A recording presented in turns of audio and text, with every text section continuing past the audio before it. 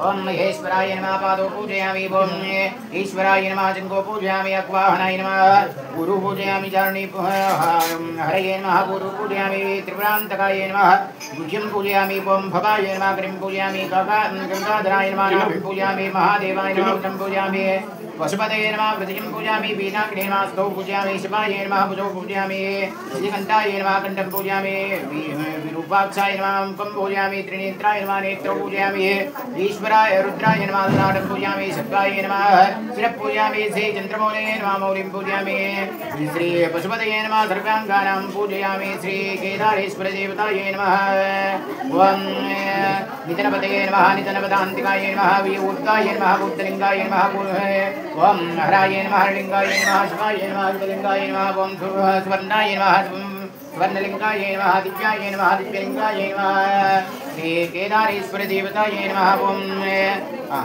ఒక్కొక్క రెండు పువ్వులు వేస్తుంది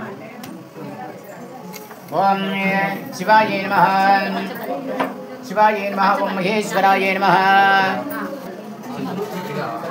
ओम पद्मदुर्गाय नमः ओम रावप्रियाय नमः ओम सुखमायाय नमः ओम श्रीमूर्ते नमः ओम मनीश्वराय नमः ओम सर्वज्ञानाय नमः ओम रवात्तये नमः ओम गौरव्याग्लोचनाय नमः ओम विशये नमः ओम दिग्गमायाय नमः ओम सोमाय नमः ओम पंचमुक्ताय नमः ओम सदाशिवाय नमः ओम विश्वेश्वराय नमः ओम वीरभद्राय नमः ओम गणनाथाय नमः ओम प्रजापतये नमः ओम हिरण्यनेत्रे नमः ओम दुर्दशाय नमः ओम गिरीशाय नमः ओम गिरीशाय नमः ओम नखाय नमः ओम भुजङ्गभूषणाय नमः ओम भार्गवाय नमः ओम गिरिधन्वने नमः ओम गिरिप्रियाय नमः ओम कृतिवासिने नमः ओम प्रार्थनाय नमः ओम भगवते नमः ओम प्रमदादिवाय नमः ओम मृत्युञ्जयाय नमः ओम सूक्ष्मतरवे नमः ओम जगद्व्यापने नमः ओम जगद्यूराय नमः ओम व्योमकेशाय नमः ओम महासेनजनकाय नमः ओम चारुविक्रमाय नमः ओम रुद्राय नमः ओम भूतपतये नमः ओम तानवे नमः अर्पुताय नमः ओम दिगंबराय नमः ओम अष्टमूर्तये नमः मयूरेकात्माय नमः ओम सात्विकाय नमः ओम शुद्धविग्रहाय नमः ओम शाश्वताय नमः ओम कंठपरशुभे नमः ओम अजयाय नमः ओम पापुमोचकाय नमः ओम पुराणाय नमः ओम पशुपतये नमः ओम देवाय नमः ओम महादेवाय नमः अव्याय नमः ओम हरये नमः ओम पूजनदाय नमः विग्रहाय नमः ओम दक्षिणद्वारहराय नमः ओम हराय नमः ओम भवनेत्रापदये नमः पिण्डाय नमः ओम सहस्राक्षाय नमः सहस्रवादिने नमः नकाय अपवर्गप्रदाय नमः ओम अनन्ताय नमः ओम तारकाय नमः ओम परमेश्वराय नमः ओम श्री श्री ब्राह्मणदाशकेदारेश्वर देवताय नमः शिवाय नमः प्रतिपन्ति पूजयामि आ దూరాల మీద అక్షింతలు పూలు వేస్తున్నారు ఓం శివాయ నమః शिवाय नमः प्रतिपन्ति पूजयामि शांताय नमः तुदेकं पूजयामि महादेवाय नमः तुदेकं पूजयामि ముళ్ళు వేస్తారా మీరు లేకపోతే ముళ్ళు వేస్తారా ముళ్ళు వేస్తే కథ అయ్యేటప్పుడు వేయాలి కథ వేయేటప్పుడు ముళ్ళు వేయాలి ఇప్పుడు అక్షింతలు పూలు వేయాలి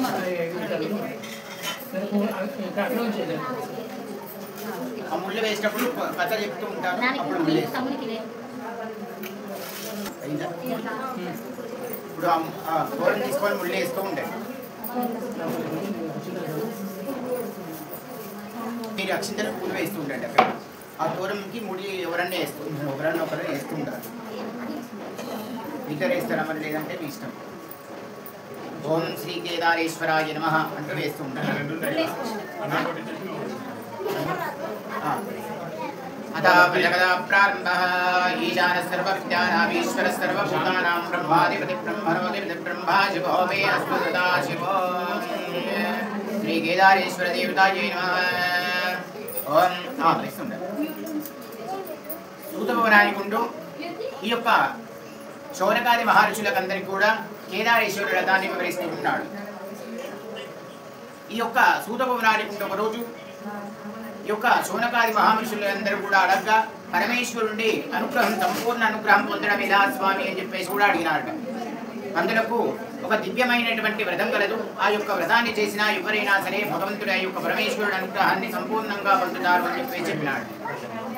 వెంటనే ఈ యొక్క పరమేశ్వరుడు పూర్వము కైలాస శిఖరవంతుడ పార్వతీదేవి పరమేశ్వరుడికి అర్ఘ్యపాద్యాలు కూడా ఇచ్చి నీరాజనం ఇచ్చి ఆ యొక్క స్వామివారికి పాద నమస్కారం చేయగా అప్పుడు దేవతలందరూ కూడా మహర్షులు దేవతలు కిన్నరులు కింపురుషులు అందరూ కూడా వచ్చి వారికి వచ్చినటువంటి విధంగా పరమేశ్వరుని అర్చన చేస్తుంటారు. మరి నాట్యం చేసేవారు నాట్యం, సంగీతం ఈ యొక్క గాయని వాళ్ళందరూ కూడా వచ్చి ఆ యొక్క పరమేశ్వరుణ్ణి సేవిస్తున్నారు. నారద తుంబరాదులు కూడా వారి యొక్క గానంతో ఆ యొక్క పరమేశ్వరుణ్ణి ఆనందింపజేస్తున్నారు. ఇంతలో భృగిటి అనే ఒక పరమేశ్వరుడి యొక్క ప్రమదగణాధిపతి హాస్యనాట్యం చేశాడట. అందులకు పరమేశ్వరుడు పరమానందభరితుడైనాడు. ఆ యొక్క భృగుటిని బాబుగా చేశావు బేష్ అని చెప్పేసి కూడా మెచ్చుకోలుగా అన్నాడట. అందులకు పార్వతీదేవిని వదిలి పరమేశ్వరుడికి మాత్రమే ఆ యొక్క భృగుటి 3 ప్రదక్షిణాలు చేసుకున్నాడు. ఈ విధంగా చేసుకోగానే పార్వతీదేవి స్వామి మరి నన్ను విడిచి నీకు మాత్రమే ప్రదక్షిణాలు చేసుకున్నాడు, కారణం ఏమిటి అని చెప్పేసి కూడా చెప్తున్నాడు ఈనాడు. అందులకు ఆత్మజ్ఞానం కలిగిన వారందరూ కూడా మోక్షం కోసమే సాధన చేస్తారు. నీతో ఆత్మజ్ఞానం ఉన్నవారికి నీతో పని ఏముంది తల్లిదేవి అని చెప్పేసి కూడా అన్నాడు. అందులకు పరమేశ్వరి ఆ యొక్క పార్వతీదేవి ఆగ్రహించి యొక్క భృగిటి నన్ను వదిలి నీకు మాత్రమే ప్రదక్షిణ చేసుకున్నాడు, సంసార సుఖాలు కోరుకునే వారు మాత్రమే నాకు ప్రదక్షిణాలు చేస్తారా ఏమి అని చెప్పేసి కూడా చెప్పి పరమేశ్వరుడి యొక్క తత్వం అర్థం చేసుకోక అలిగి భూలోకానికి వచ్చిందట. భూలోకానికి వచ్చి గౌతమ ఋషి ఆశ్రమానికి చేరుకున్నది. ఆ యొక్క గౌతమ ఋషి ఆశ్రమానికి చేరుకోగానే ఆ యొక్క పార్వతీదేవి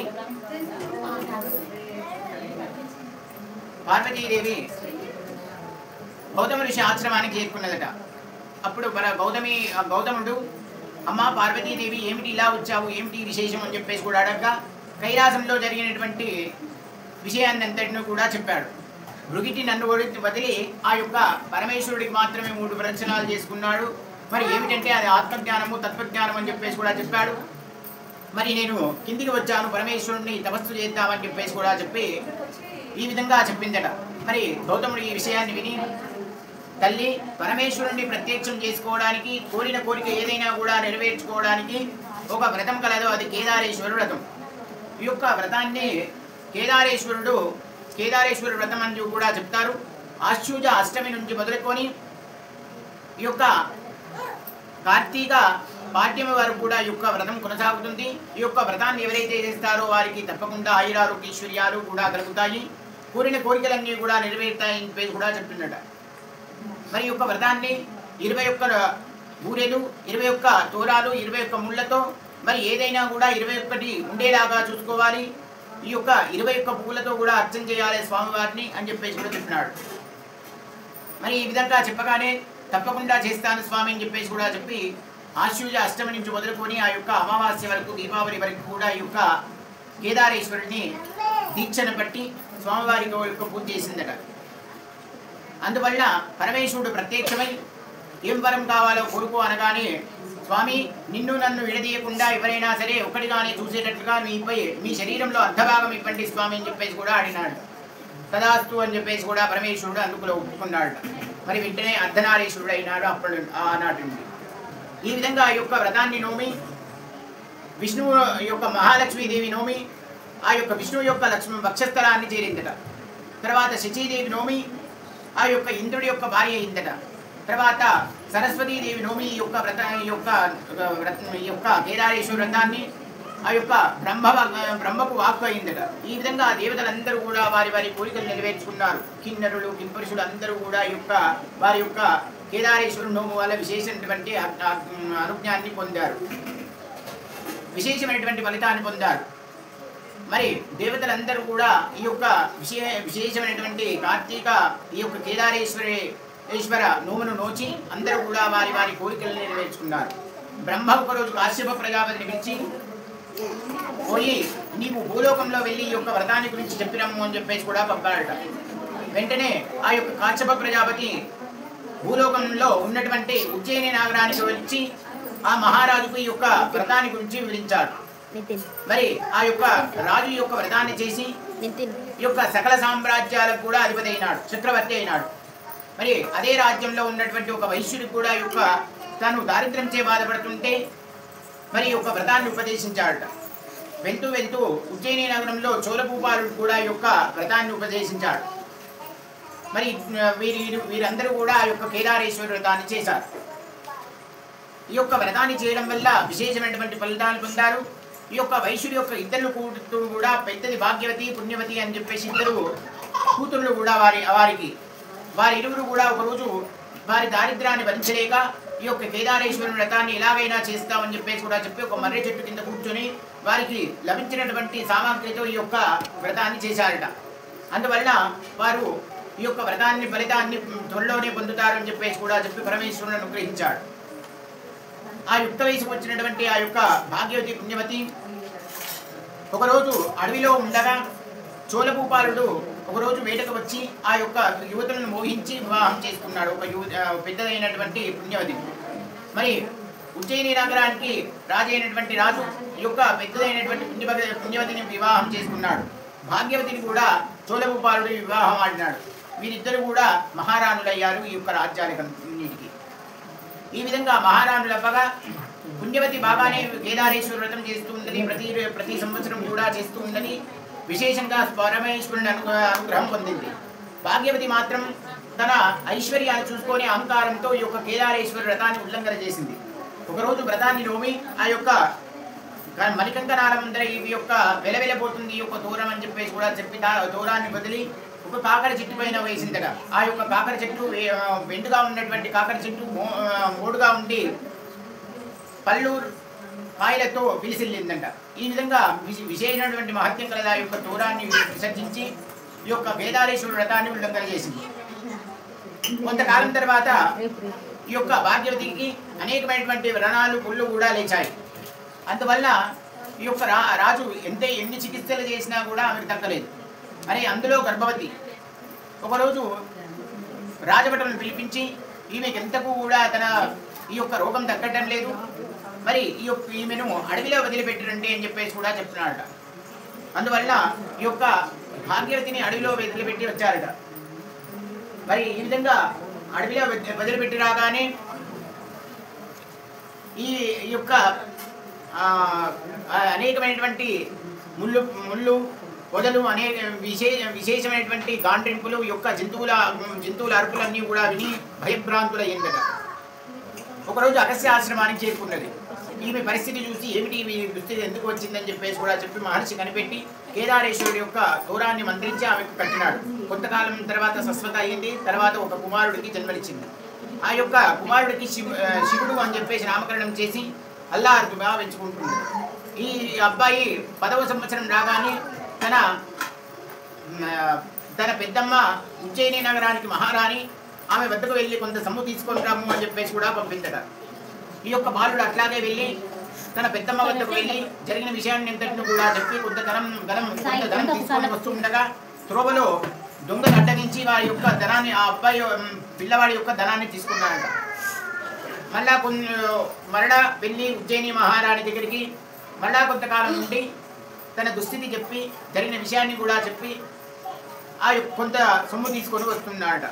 మరలా తోలో వాయుబ్రహ్మంలో ఉన్నటువంటి కేదారేశ్వరుడు ఆ యొక్క ధనాన్ని తీసుకొని వెళ్ళాడట. మరలా వెళ్ళి పెద్దమ్మకి ఈ విషయం చెప్పగానే మరలా కొన్ని రోజులు ఉంచుకొని కొంత ధనం ఇచ్చి పంపిందట. మరలా కొంత దూరం రాగా వస్తూ ఉండగానే నీటి రూపంలో ఉన్నటువంటి కేదారేశ్వరుడు ఆ యొక్క ధనాన్ని తీసుకొని వెళ్ళిపోయాడట. నోచిన వారికి నోవుకద్దు అని చెప్పేసి కూడా చెప్పి ఆకాశం పలికిందట. ఈ విషయాన్నే తన పెద్దమ్మకు చెప్పాడు వెళ్ళి. అప్పుడు శాస్త్ర పండితులతో కూడా అందరి ఆలోచించి ఏమిటి ఇలా జరుగుతుంది, ఏమిటి ఇదంతా కూడా అని చెప్పేసి కూడా చెప్పగానే ఏదో నోము ఉల్లంఘన చేశారు ఈ యొక్క కేదారేశ్వరుడు యొక్క వీరు అని చెప్పేసి కూడా చెప్పారట. అందులకు మీ అమ్మగారు నీవు పుట్టినప్పటి నుండి ఎప్పుడైనా కేదారేశ్వరుడు నోచిందా అని చెప్పేసి కూడా అడగా ఆ నోము ఇప్పటివరకు కూడా నోచలేదు అని చెప్పేసి కూడా చెప్పాడట. అందులకు సరే అని చెప్పేసి కూడా చెప్పి అప్పుడు ఆశ్వయుజ మాసం పౌర్ణమి అప్పటి నుంచి ఆ యొక్క పిల్లవాడిని అమావాస్య వరకు కూడా ఉంచుకొని తన కేదారేశ్వర వ్రతాన్ని నోమి ఆ యొక్క దూరాన్ని అబ్బాయి కట్టి పంపిందట. దోవలో వెళ్తూ ఉండగా అబ్బాయి నడుస్తూ ఉండగా దొంగలు వచ్చి మీ సమయంలో మాకెందుకు అని చెప్పేసి ఇచ్చి వెళ్ళారట. మరలా కొంత దూరం వెళ్ళగానే వాయు రూపంలో ఉన్నటువంటి కేదారేశ్వరుడు ఆ యొక్క ధనాన్ని ఇచ్చివేశాడట.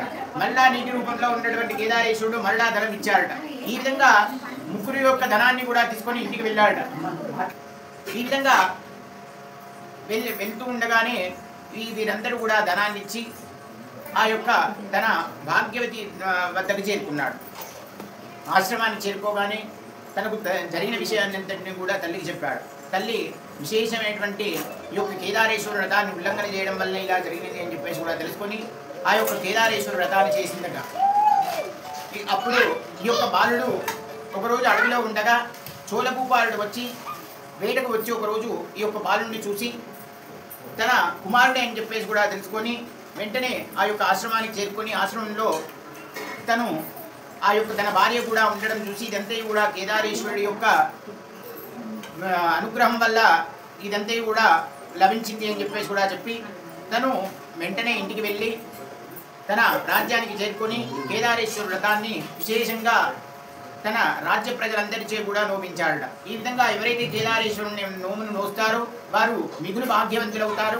ఎవరైతే వ్రతాన్ని ఉల్లంఘిస్తారో వారందరికీ కూడా కష్టాలు తప్పవు అని చెప్పేసి కూడా చెప్పి కేదారేశ్వరుడి యొక్క మహత్యంలో ఉన్నటువంటి కథను ఈ విధంగా జరిగింది చెప్పినాను. మరి ఈ యొక్క కేదారేశ్వరుడు వ్రతాన్ని ఎవరైతే నోస్తారో వారందరికీ కూడా కేదారేశ్వరుడు అనుగ్రహం విశేషంగా లభిస్తుంది. ఆయురారోగ్యశ్వర్యాలు కూడా లభిస్తాయి అని చెప్పేసి కూడా చెప్పి పరమేశ్వరుడి ఆనతి. ఈ విధంగా ఈ యొక్క సూతపౌరానికి ఉంటూ శౌనకాది మహర్షులకు కూడా ఉపదేశించినటువంటి వ్రతం సమాప్తం. సర్వం శ్రీరామేశ్వరాత్మనమస్తు. కొబ్బరికాయ కొట్టేసి నైవేద్య అది అక్కడ పెట్టేసింది కేదారే అక్కడ పెట్టేసి అంతే. దాని మీద పసుపు కుంకుమ వేయి.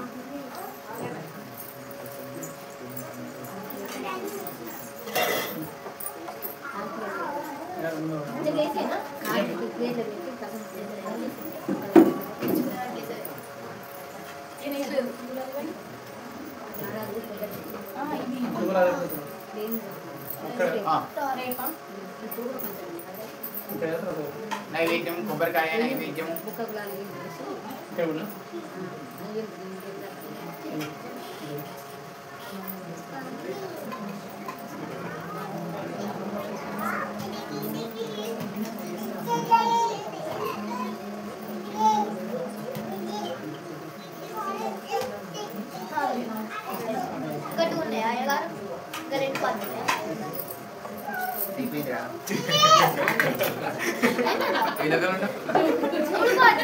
అందులో